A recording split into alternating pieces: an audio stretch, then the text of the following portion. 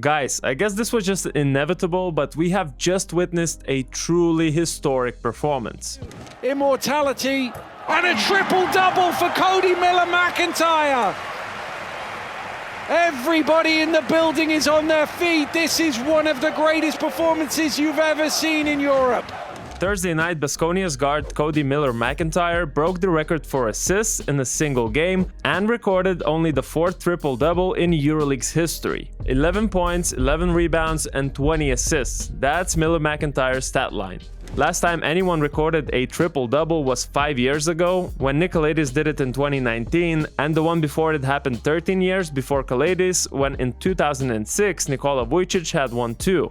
In fact, Miller-McIntyre became only the 3rd guy in league's history to reach this achievement, as Vujicic was also the first one to get there in 2005. So how does Codi's triple-double stack up against those other 3? Well, Kalaitis had 11 points, 11 rebounds and 18 assists. Vujicic had 11, 12, 11 and 27, 10, 10.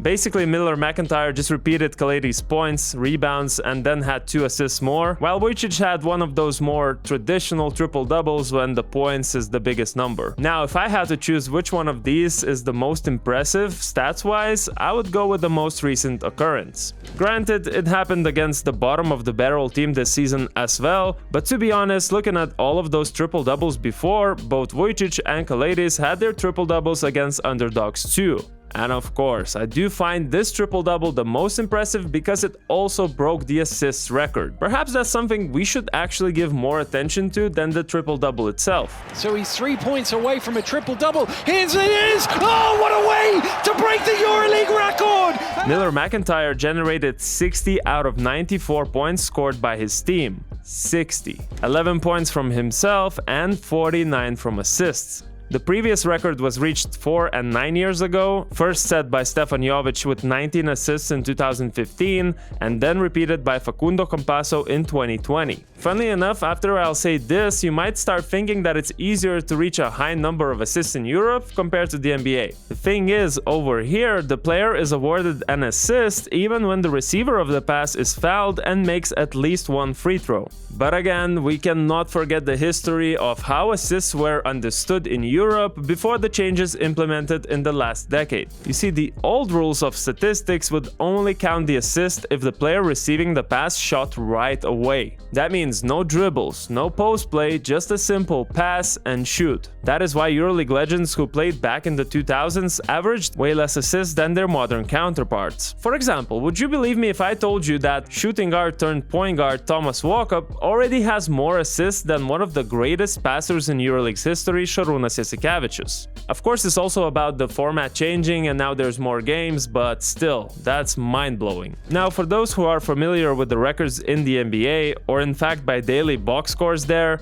you might be thinking, oh, big deal, a guy just got a casual triple-double with 11, 11 and 20. But that would be completely ignoring the differences between these two leagues. First of all, NBA games last 8 minutes longer than EuroLeague ones do, which is a game changer. That is almost an extra quarter in Europe. Secondly, European game has a slower pace in general, so teams do not get as many possessions here as they do in the NBA. Unless you're playing for Baskonia, I guess. Third thing is, in Europe, stats aren't being chased by players as they are in the NBA. There's like a dozen of funny videos on YouTube where a player just on purpose misses the shot so he can get that extra rebound and finish the game with a triple-double. He's going to finish 1 rebound shy of a triple-double.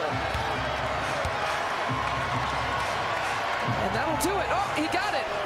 Does that count? There's just no time for that BS when every game is do or die. Lastly, remember when I spoke about how the assists are interpreted in Europe? Well, while it has loosened up a bit, it's still nowhere close to how loosely assists are given in the NBA. Some guys receive an inbound pass or just a regular pass, then work in the ISO for 5 to 6 seconds, make the shot, and the assist is still given. And just one thing before I wrap this up, I can already see someone typing, oh, you guys are always shitting on the NBA. But all these things we mentioned opinion are usually just facts, and all of us here at Baskonia, including myself, love the NBA. If we do point out some differences and flaws of the NBA and then point to the good things in European ball, that's just called constructive comparison. And if you watch more of our videos, you would see that we did plenty of them where we point out the flaws of European basketball, such as like marketability or not enough attention to the players. Anyways, it is amazing to see history happen in front of our eyes, and I do hope to see more even this season. Thanks for watching. Let me know your opinions in the comments below. Like it, subscribe for a Gytis jersey, and also watch this video on the best American players who never played in the NBA.